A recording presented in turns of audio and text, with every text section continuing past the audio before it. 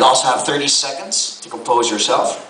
Prepare, organize your thoughts. Once you are ready, just give me the go signal and your timer will begin.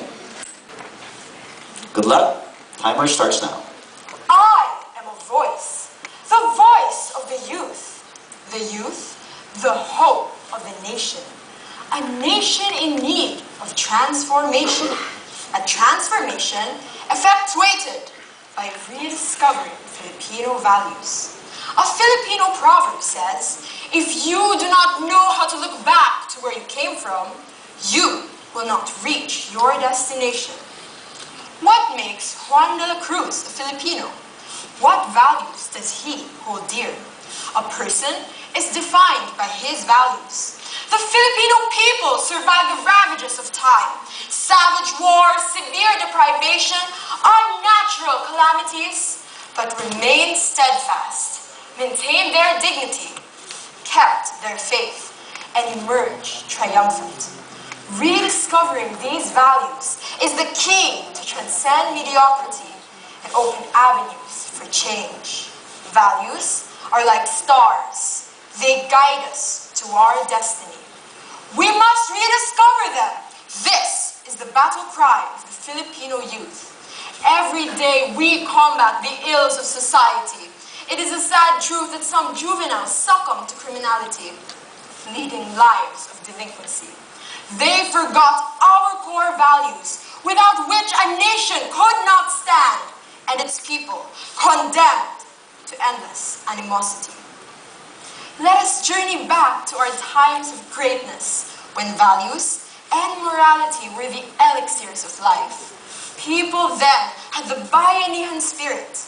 They were concerned with helping each other and acted in conformity with the law, not in fear of punishment, but in observance of what was right.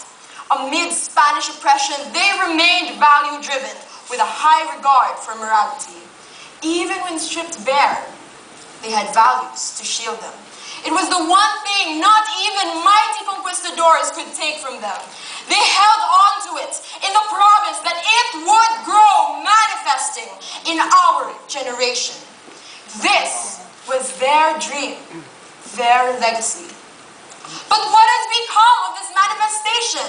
Have we repudiated their legacy of virtuous values? It is our birthright and obligation to uphold and treasure our Filipino values. We must instill them in our minds, engrave them in our hearts. It is inherent in man to seek prosperity and progress. But in his pursuit of the future, he forgot his past.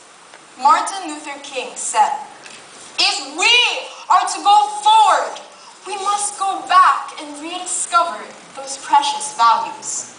I shaped my life around this principle, a simple statement that conveys a profound thought, that if shared by all would bind us to a brighter tomorrow. In kindergarten, I was taught the fundamentals of learning, reading, writing, and arithmetic. As I grew, life taught me the fundamentals of living, the 3 R's of Filipino values: resiliency, respectfulness, and religiosity. In resiliency, there is dignity. In respectfulness, honor. In religiosity, hope. And with all 3, we find peace. And peace is what we urgently need. A Filipino is like a bamboo, resilient. It does not break against the wind. Though a grass, it is as strong as an oak tree. Its strength is in its numbers. Each bamboo helps the others dissipate the violence of the wind, like a Filipino family help each other surpass devastation. The aftermath of Typhoon Kiel and Pedring shows resiliency as pivotal in rebuilding communities and finding solace and strength amidst adversity. In these tough times, we must rediscover resiliency as not only rising above unbeatable odds, but as a value deeply rooted in sharing and hard work. Mano po, an expression, a gesture, a uniquely Filipino tradition exemplifying respect for elders. The Bible commands, obey your parents. This value transforms in society as respect of the law. But what do I see? I see motorists violating traffic rules and regulations with impunity. People cheat and lie without compunction. I see disrespect of law and of man. I see street children pick the pockets of senior citizens who will reach in to find every penny gone. Is this the kind of respect we proclaim to uphold in our lives? Respect is not a one-way street. To rediscover it, we should not impose it with a heavy hand, but make it meaningful by earning it. I see parents abusing, exploiting, and neglecting their children, yet demanding respect. I advocate the respect of rights of children to be loved and cared for and fulfill its potentials. Religion pervades all aspects of our lives, from womb to tomb and beyond. We claim to be God-fearing, loving, and prayerful people. But what do I see? I see rising rates of teenage suicide, hopelessness and despair in people battered by financial problems, crimes committed, criminals getting younger, and corruption in public offices. Prayer gives us hope and the confidence that we are not forsaken. Hope gives us happiness that inspires us to live for others and for ourselves. It is not passé to say that the family that prays together stays together. We must rediscover our religiosity. The fear of God is the beginning of conscience, wisdom to know the difference between good and evil, and a conviction to be honest when others are not. Our Filipino values are not passing trends that evolve through time.